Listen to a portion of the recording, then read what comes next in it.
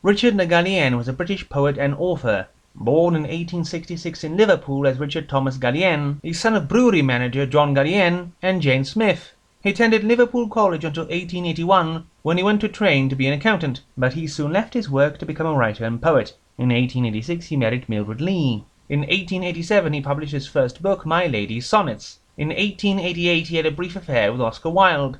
In 1894 he began contributing to the Yellow Book magazine, and that same year his first wife died. He would carry an urn containing her ashes with him at all times after this, even after marrying. In 1897 he married Danish journalist Julie Nordegard. Between 1901 and 1902 he wrote for Herbert Vivian's The Rambler.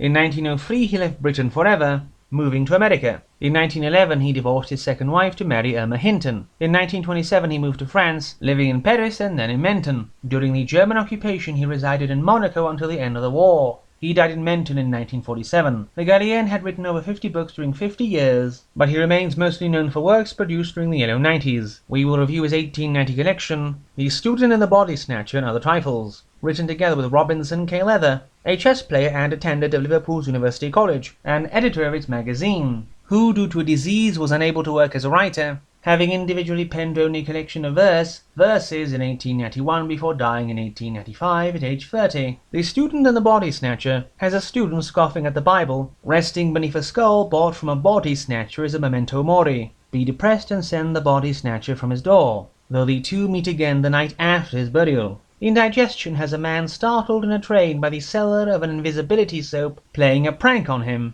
A miracle has a monk leave the scriptorium to go preach the gospel, with a fellow brother secretly finishing his Bible for him before the man comes back to die. Hinc illae lacrimae has a writer become depressed under the influence of the room he is staying in, which in the past had been occupied by a great pessimist poet.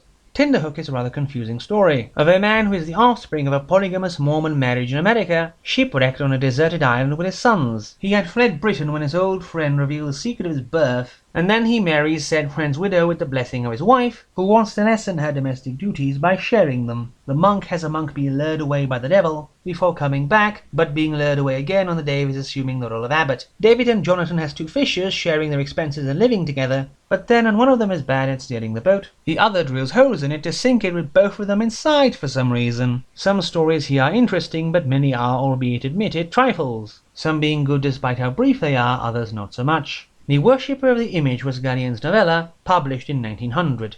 Antony, living in the forest, is in love with a death mask of a woman hung on his wall, which he named Silencio. He had found it in a sculptor's shop, and was amazed since it is a perfect double of his wife Beatrice. He is more and more obsessed with her beauty to the point of being cut off mentally from the rest of the world, professing his love to the death mask of a strange woman and ignoring his own wife. Beatrice is terrified of the image and feels an odd presence in it, and seeing its origin is an adult tragedy, there is little wonder. Anthony decides he would like nothing more than to love with all his heart an image that will never change and never die. Beatrice is eventually driven to a tragic end, all due to the image he set up in her place. The book is definitely Gallienne's masterpiece and is wholly recommended.